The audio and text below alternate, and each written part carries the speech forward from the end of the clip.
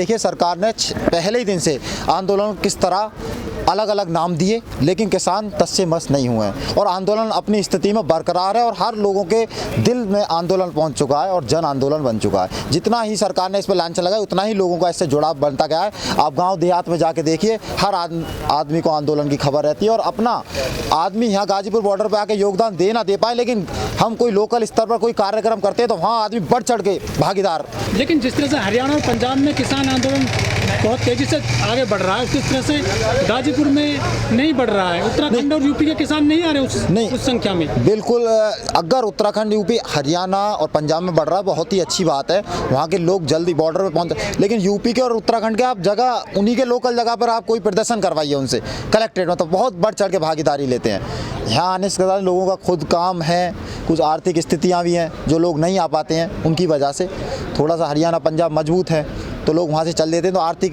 स्थितियों की मजबूत ना होने के कारण, लेकिन लोग अपने पास में, तो हम उनसे कोई कार्यक्रम प्रदर्शन करवाते हैं तो बढ़ चढ़ के हिस्सा लेते हैं लोग। हरियाणा के जो किसान हैं, जो बीजेपी सरकार के मंत्री हैं, विधायक हैं, एमपी एमएलए हैं, मुख्यमंत्री तक को भी वो सड़क पर नहीं आने देते हैं, मंच पर नहीं चढ़ने देते हैं, उनके हेलीकॉप्टर नहीं उतरने देते हैं जमीन पर। इतना तगड़ा विरोध होता है। बिल्कुल, ये आपकी बात में कोई दो राय नहीं है, बिल्कुल बात सही है। हरियाणा पे और पंजाब के किसानों में बहुत ज़्यादा एकता है, लेकिन एकता यहाँ भी है किसानों में। आप जाइए, यहाँ भी प्रदर्शन में रोका गया है।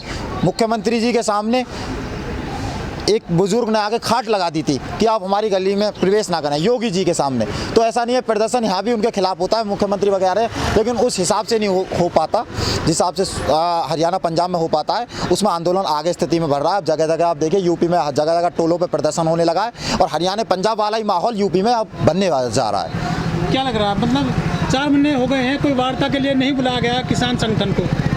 देखिए, इसमें तो सरकार ने ही किसानों से वार्ता छोड़ी है। सरकार चाहती है कि उनकी जैसी भी डिमांड है उन्हीं पर किसान हामा हजूरी भरे तो वार्ता करते हैं, लेकिन ऐसा नहीं होगा। किसानों का शोषण किया, उन वार्ताओं से किसानों का कोई हल नहीं है। जहां सरकार मंजूरी दे रही है, सरकार मंजूरी दे कि तीनों कानून को रद्द करने पर बात करे और एमएसपी का कानून बनाने की बात करें तो किसान संगठन जाने को बिल्कुल तैयार है। लेकिन सरकार वहाँ वार्ता करने भी जाता है किसान मोर्चा, तो सरकार वहाँ भी बात को भ्रमित करती है, अलग अलग मुद्दों पर ले जाती है जो मूलभूत किसानों की ज़रूरत जो पूरी नहीं करेंगे उन मुद्दों पर बात को चेंज करती है सरकार। आखिर कमियां कहाँ रह गई हैं कि कोई सफलता नहीं मिल रही किसानों को 6 महीने के दौरान? देखिए, कमियां जो किसानों ने जो इस सरकार को जो बढ़ चढ़ के पूर्ण बहुमत की जो सरकार बनाया, ये सबसे बड़ी कमी है देश की। अगर ये पूर्ण बहुमत की सरकार नहीं होती तो अब तक किसानों की बात मानी जा चुकी होती, लेकिन अब ऐसा नहीं होगा। लोग जितने ही जोश के साथ इस सरकार से लड़े थे, इसके साथ लगे थे, इसको बनाने में लोगों ने जिस हिसाब से मदद की थी उसके ऐसे ही विपरीत हो गए। और कोरोना में आप देखिए, देश के लोगों की मानसिकता चेंज कर दी है। अब लोग कह रहे हैं इन्हें तो सिर्फ कुर्सी पे आ रही है, इन्हें देश के नागरिकों से कोई लगाव नहीं है, इनकी जानों की इनकी नज़र में कोई कीमत नहीं है। पूरी मिनिस्ट्री, कहीं किसी प्रदेश में चुनाव हो रहे हो, पूरी मिनिस्ट्री वहाँ दौड़ पड़ती है। क्या ये अपने मंत्री पद की जगह प्रचार मंत्री हैं? इन्हें मिनिस्ट्री सौंपी गई है उस जिम्मेदारी का निर्वहन करने के लिए, ये बल्कि प्रचार करते हैं। 5 साल की आप रैलियाँ उठा लीजिए। सत्ता तो चाहिए ना हर आदमी को। नहीं, सत्ता चाहिए, लेकिन आप लोगों की जो जिम्मेदारी, जिस मिनिस्ट्री की, स्वास्थ्य मंत्रालय ने क्या किया, लोगों ने 1 साल इनको पूरी अपनी दे दी, घर बैठ के। युवाओं ने अपनी शिक्षा दे दी, मजदूर ने अपनी मजदूरी दे दी, जो भी पैसे से कर रहे थे लोग उन्होंने अपना पैसे की नौकरी दे दी, अपना बैठ के घर में रहे। लेकिन 1 साल में भी आप देखिए, स्वास्थ्य व्यवस्था, अस्पतालों के नाम ऐसे हैं, अस्पताल में जाके देखो अंदर कुछ नहीं है। तो 1 साल में स्वास्थ्य व्यवस्था सुधरी नहीं इन पे। लेकिन दवाई तो आ गई थी ना देश में। नहीं, देखिए, दवाई आ गई थी तो कहाँ लगी लोगों में वो दवाई, कितने लोगों तक पहुंची? दवाई आ जाने से मतलब ये नहीं है 135 करोड़ दोस्त कहाँ कितने लोगों तक वो दवाई पहुंची। तो ये कोरोना जैसी सेकंड वेव देखने को नहीं मिलती। पूरा देश अगर पहले ही वैक्सीन हो जाती, और देशों में हमसे पहले क्यों होने लगा?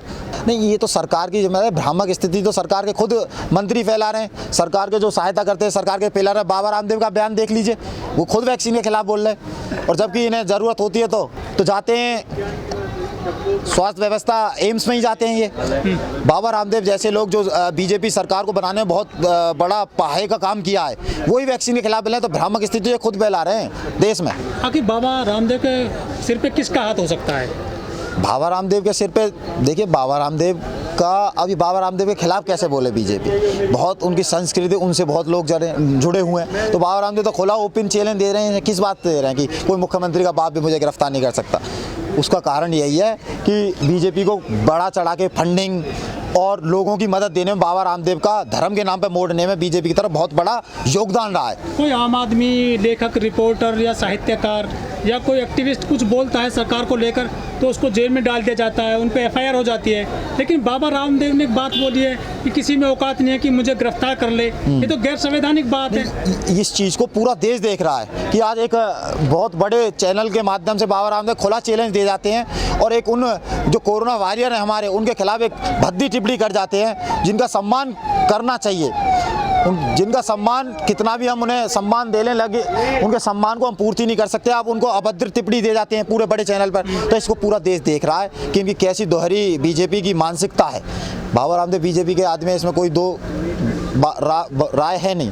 अच्छा, आप इस आंदोलन में अब देखने को मिल रहा, बड़ी सख्ताई हो रही है इस आंदोलन में, क्या वजह है, क्यों इतनी सख्ताई की जा रही है? देखिए, सख्ताई का कारण कहीं ना कहीं आंदोलन के लोग डरते हैं कि बीजेपी कहीं चाल नहीं है, कहीं कोई ऐसा इशू ना बन जाए जिससे आंदोलन को नुकसान पैदा हो, तो लोग सख्ताई करना इनका उसमें स्वाभाविक है। लेकिन ऐसा सत्ताई तो जो आम आदमी कैसे आएगा फिर आंदोलन में? नहीं, बिल्कुल आम आदमी के लिए कोई रास्ता खुला नहीं है। आप आम आदमी आइए, लेकिन जो भ्रामक यहाँ से जो गलत छवि जाए आंदोलन की, उससे यूनियन बचना चाहती है और उसके खिलाफ कार्रवाई भी करती है। जन आंदोलन है या यूनियन का आंदोलन है? देखिए, जन आंदोलन है लेकिन जनता का आंदोलन, लेकिन जनता के आंदोलन को भी कोई यहाँ आके गंदा अभद्रता बोल जाए जिससे आंदोलन की एक छवि खराब हो, तो उससे तो बचना ही पड़ेगा। टेकरी बॉर्डर पर तो रेप हुआ था, वहाँ छवि खराब नहीं हुई? नहीं, देखिए, रेप अब मुझे बताइए, आंदोलन भी तो देश का हिस्सा है। देश में रेप होते हैं, इसका मतलब देश गलत है? नहीं, तो आप फिर कैसे? लेकिन हमने जितना आंदोलन की हम कोशिश कर सकते हैं उतनी हम इस बदतमीजी को बचाने की कोशिश कर रहे हैं पूरा, लेकिन फिर भी नहीं, कई लोग आप तो सख्ताई कुछ अच्छे काम के लिए कर रहे हैं, लेकिन कुछ लोग उसका फायदा उठाकर कुछ और करना चाह रहे हैं, उस पर भी तो ध्यान देना पड़ेगा। नहीं, बिल्कुल ध्यान देंगे, बिल्कुल ध्यान। आगे इसी पर चर्चाएं चलती रहती हैं, मीटिंग होती रहती हैं, आगे इसी के गौर रखते हुए किस टाइप से सख्ताई हो, जनता को भी, आम जन है वो अपनी बात रखने आए, उसको भी कोई परेशानी ना हो, तो इस पर तो बात चलती रहती है और आगे सुधार होता रहेगा।